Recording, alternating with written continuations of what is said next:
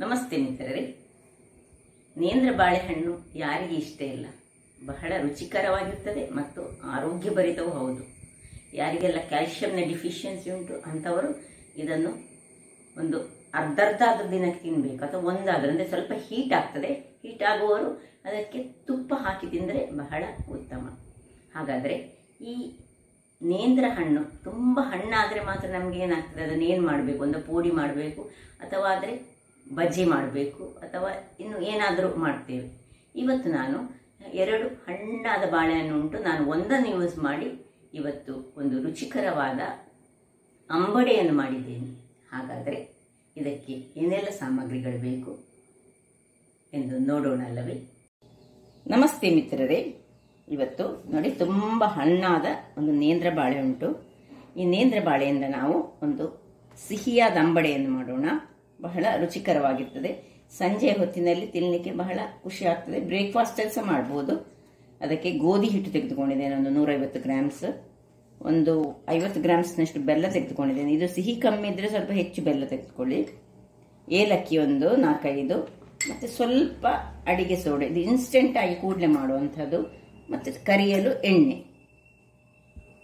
ಮೊದಲಿಗೆ ಒಂದು ಮಿಕ್ಸಿ ಜಾರನ್ನು ತೆಗೆದುಕೊಳ್ಳೋಣ. ಇದರಲ್ಲಿ ಎಷ್ಟು ನಿಮಗೆ ಬಾಳೆಹಣ್ಣು ಎಷ್ಟು ಪ್ರಮಾಣದಲ್ಲಿ ಮಾಡ್ತೀರಿ ಅಷ್ಟು ಪ್ರಮಾಣದಲ್ಲಿ ನೋಡಿ. ತುಂಬ ಹಣ್ಣಾಗುವಾಗ ಸ್ವಲ್ಪ ಮೇಲಿನಿಂದ ಸ್ವಲ್ಪ ಕಪ್ಪಾಗ್ತದೆ. ಈಗ ಇದನ್ನು ಕಟ್ ಮಾಡಿ ಸಣ್ಣ ಸಣ್ಣದಾಗಿ ಕಟ್ ಮಾಡ್ಕೊಳ್ಳೋಣ.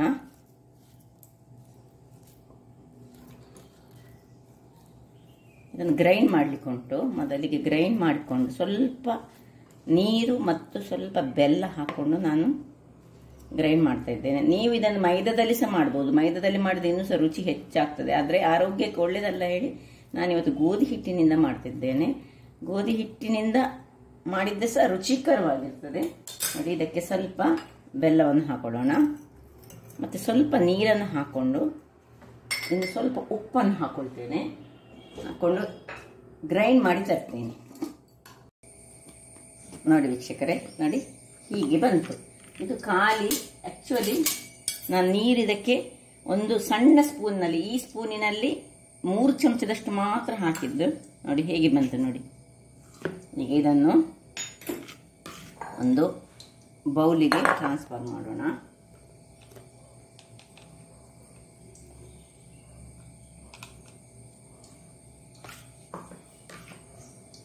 ಇನ್ನು ಇದಕ್ಕೆ ಈ ಗೋಧಿ ಹುಡಿಯನ್ನು ನಾನು ಆಲ್ರೆಡಿ ಕಲ್ಲುಪ್ಪನ್ನು ಹಾಕೊಂಡು ಗ್ರೈಂಡ್ ಮಾಡಿದ್ದು. ನೀವು ಬೇಕಿದ್ರೆ ಈಗ ಗ್ರೈಂಡ್ ಮಾಡುವಾಗ ಉಪ್ಪು ಹಾಕದಿದ್ರೆ ಈ ಟೇಬಲ್ ಸಾಲ್ಟನ್ನು ನೀವು ಈ ಹೊತ್ತಿನಲ್ಲಿ ಯೂಸ್ ಮಾಡ್ಬೋದು. ಈಗ ಇದಕ್ಕೆ ಈ ಗೋಧಿ ಹುಡಿಯನ್ನು ಮಿಕ್ಸ್ ಮಾಡ್ಕೊಳ್ಳೋಣ.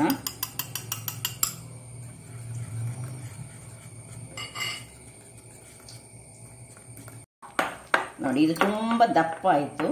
ಈಗ ನಾವೇನು ಮಾಡಬೇಕು ಹೇಳಿದರೆ, ಈ ಮಿಕ್ಸಿಯನ್ನು ತೊಳೆದಂತಹ ಸ್ವಲ್ಪ ನೀರನ್ನು ಇದಕ್ಕೆ ಹಾಕೊಳ್ಳೋಣ. ನೋಡಿಕೊಂಡು ಹಾಕೊಳ್ಬೇಕು. ಇದು ತುಂಬ ದಪ್ಪ ಸಹ ಬೇಡ ನಮಗೆ, ತುಂಬ ನೀರು ಸಹ ಬೇಡ, ಹದ ಪ್ರಮಾಣದಲ್ಲಿ ಇರಬೇಕು.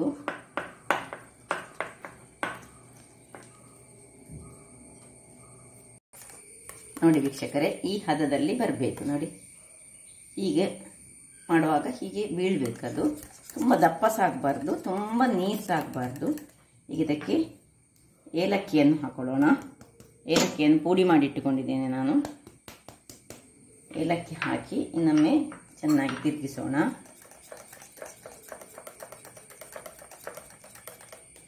ಇನ್ನು ಈ ಹೊತ್ತಿನಲ್ಲಿ ಕೊನೆಗೆ ಈ ಒಂದು 1/4 ಸ್ಪೂನ್ನಷ್ಟು ಬೇಕಿಂಗ್ ಸೋಡಾವನ್ನು ಹಾಕೊಂಡು ಬಹಳ ಈಸಿಯಾದ ಕ್ವಿಕ್ಕಾಗಿ ಮಾಡುವಂತಹ ಒಂದು ಬೋಂಡ ಅಂತ ಹೇಳ್ಬೋದು. ನಾವು ಹೇಗೆ ಮೈದಾದಲ್ಲಿ ಗೋಳಿ ಬಜೆ ಮಾಡ್ತೇವೆ, ಮಾತ್ರ ಅದಕ್ಕೆ ನಾವು 6 ಗಂಟೆ ಅದನ್ನು ನಾವು ಏನು ಮಾಡ್ತೇವೆ, ರೆಸ್ಟಲ್ಲಿಟ್ಟು ಮತ್ತೆ ಹಾಕ್ತೇವೆ. ಇದು ಹಾಗೆ ಅಲ್ಲ, ಇದು ಆಗಾಗಲೇ ಮಾಡುವಂಥದ್ದು. ಯಾರಾದರೂ ಗೆಸ್ಟ್ ಬಂದರೆ ನಮ್ಮ ಹತ್ರ ಬಾಳೆಹಣ್ಣು ಇದ್ರೆ ಕೂಡಲೇ ಮಾಡ್ಕೊಳ್ಬೋದು. ಈಗ ಇದನ್ನು ಹೀಗೆ ಮುಚ್ಚಿ ಪಕ್ಕಕ್ಕೆ ಇಟ್ಕೊಳ್ಳೋಣ. ಇಲ್ಲಿ ಗ್ಯಾಸ್ ಸ್ಟವ್ ಉರಿಸಿ ಇದರಲ್ಲಿ ಎಣ್ಣೆಯನ್ನು ಬಿಸಿಯಾಗಲಿಕ್ಕೆ ಇಡೋಣ. ಎಣ್ಣೆ ಒಳ್ಳೆ ಬಿಸಿ ಆಗಲಿ. ವೀಕ್ಷಕರೇ, ಇಲ್ಲಿ ನೋಡಿ ಇದು ರೆಡಿಯಾಗಿದೆ. ಈಗ ಒಂದು ಸ್ಪೂನ್ ತೆಗೆದುಕೊಂಡು ನೋಡಿ, ಸ್ವಲ್ಪ ದಪ್ಪ ಆಯ್ತಿದು. ಆಗ ಕಲಡಿಸಿಡುವಾಗ ಸ್ವಲ್ಪ ನೀರಿತ್ತು ನೋಡಿ, ಹೀಗೆ ದಪ್ಪ ಆಯ್ತು ನೋಡಿ. ಈಗ ಏನಿಲ್ಲ, ಒಂದು ಸಣ್ಣ ಸಣ್ಣದಾಗಿ ಎಣ್ಣೆ ಬಿಸಿಯಾಗಿರ್ಬೋದು ನೋಡುವ. ನಿಮ್ಗೆ ಹೀಗೆ ಸ್ಪೂನಲ್ಲಿ ಹಾಕ್ಲಿಕ್ಕೆ ಆಗದಿದ್ರೆ ನೀವೊಂದೊಂದು ಹೀಗೆ ಕೈಯಲ್ಲಿ ಸಹ ಹಾಕ್ಕೊಳ್ಬೋದು. ಸಣ್ಣ ಸಣ್ಣದಾಗಿ ನೋಡಿ, ಹೇಗೆ ನಾವು ಗೋಳಿ ಬಜ್ಜಿ ಬಿಡ್ತೇವೆ ನೋಡಿ, ಆ ಟೈಪಿನಲ್ಲಿ ಇದನ್ನು ಬಿಟ್ಟರೆ ಆಯಿತು. ಇದು ಒಳ್ಳೆ ಫ್ಲೇವರ್ ಸಹ ಕೊಡ್ತದೆ. ಅದು ನೇಂದ್ರ ಬಾಳೆ ಫ್ಲೇವರ್ ನಮಗೆ ಬಹಳ ಖುಷಿ ಆಗ್ತದೆ.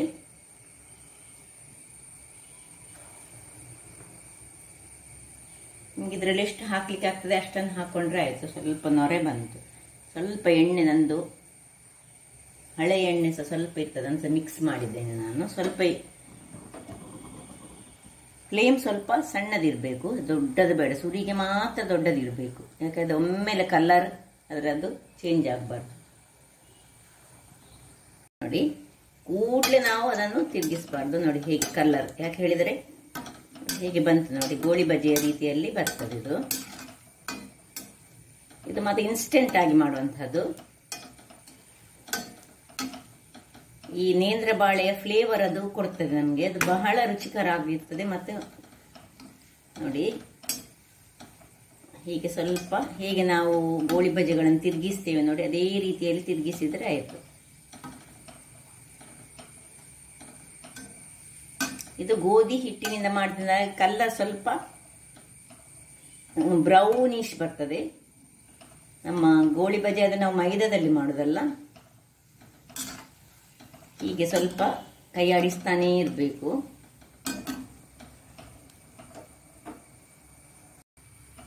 ನೋಡಿ, ಇದೀಗ ಆಯ್ತು ನೋಡಿ, ಹೀಗೆ ಕಲರ್ ಬಂತು ನೋಡಿ.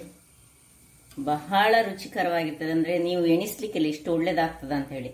ಹಣ್ಣಾದ ಬಾಳೆಹಣ್ಣನ್ನು ಇದ್ದರೆ ಹೀಗೆ ನಾವು ಮಾಡ್ಕೊಳ್ಬೋದು ನೋಡಿ. ಗೋಳಿ ಬಜ್ಜಿಯ ರೀತಿಯಲ್ಲಿಯೇ ಬಂತು.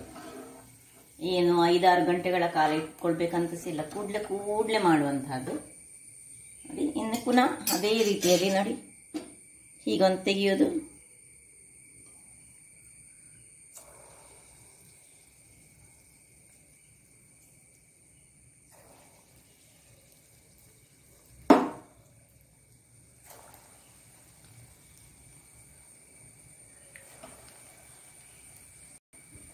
ನೋಡಿ ವೀಕ್ಷಕರೇ, 2ನೇ ಸೆಟ್ ಸಹ ರೆಡಿಯಾಗಿದೆ ನೋಡಿ, ಹೇಗೆ ಬಂದಿದೆ ನೋಡಿ.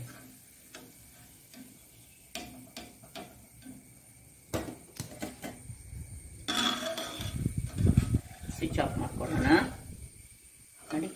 ರೌಂಡ್ ಆಗಿ ಹೇಗೆ ಗೋಳಿ ಬಜ್ಜಿಯ ರೀತಿಯಲ್ಲಿಯೇ ಬಂದಿದೆ. ಗೋಧಿ ಹಿಟ್ಟಿನಿಂದ ಮಾಡಿದಂತಹದ್ದು, ಅದರೊಟ್ಟಿಗೆ ಬಾಳೆಹಣ್ಣು ಸಹ ಉಂಟು. ಹಾಗಾದರೆ ನೋಡಿದ್ರಲ್ಲ ಏನು ಚೆನ್ನಾಗಿ ಬಂದಿದೆ ನೋಡಿ ವೀಕ್ಷಕರೇ. ಈಗ ಸರ್ವಿಂಗ್ ಟೈಮ್ ನೋಡಿ. ಎಣ್ಣೆ ನೋಡಿ, ಆಗ ಮಾತ್ರ ನೊರೆ ಬಂದದ್ದು, ಕೂಡಲೇ ಅದು ಸರಿ ಆಗ್ತದೆ ನೋಡಿ. ಹೇಗೆ ಬಂದಿದೆ ನೋಡಿ, ರೌಂಡ್ ಆಗಿ. ಅದನ್ನು ಬೇಕಿದ್ರೆ ನಾನು ನಿಮಗೆ ಓಪನ್ ಮಾಡಿ ಬೇಕಿದ್ರೆ ಒಂದು ತೋರಿಸ್ತೇನೆ ನೋಡಿ. ನೋಡಿ ಹೇಗೆ ಬಂದಿದೆ, ಒಳ್ಳೆ ಕಾದಿದೆ ಸಹ. ಇನ್ನು ಗೂಡು ಬರೋದಿಲ್ಲ, ಯಾಕೆ ಹೇಳಿದರೆ ನಾವು ತುಂಬ ಹೊತ್ತು ಇಡೋದಿಲ್ಲಲ್ಲ, ಅದರಿಂದಾಗಿ. ಸೊ ನೋಡಿದ್ರಲ್ಲ ವೀಕ್ಷಕರೇ, ಒಂದು ಸುಲಭ ವಿಧಾನದಿಂದ ಹಣ್ಣಾದ ನೇಂದ್ರ ಬಾಳೆಯಿಂದ ನಾವೊಂದು ರುಚಿಕರವಾದ ಈ ಗೋಳಿ ಬಜೆ ಟೈಪಿನ ಒಂದು, ಇದಕ್ಕೆ ಹೆಸರೇನು ಗೊತ್ತಿಲ್ಲ, ನಾನೊಂದು ಇದ್ದದನ್ನು ನೋಡಿ ಮಾಡಿಕೊಂಡಂಥದ್ದು ಬಜೆಯನ್ನು ಮಾಡಿದ್ದೇನೆ. ಹಾಗಾದರೆ ಈ ನನ್ನ ಕುಕಿಂಗ್ ಚಾನಲ್ ನಿಮಗೆ ಇಷ್ಟ ಆದರೆ ಬೋಳೂರು ಸುವರ್ಣ ಚಾನಲನ್ನು ಲೈಕ್ ಮಾಡಿ, ಶೇರ್ ಮಾಡಿ ಹಾಗೂ ಸಬ್ಸ್ಕ್ರೈಬ್ ಮಾಡಿ, ಹಾಗೂ ನನ್ನ ಇನ್ಸ್ಟಾಗ್ರಾಮ್ ಪೇಜನ್ನು ಫಾಲೋ ಮಾಡಿ. ಧನ್ಯವಾದಗಳು.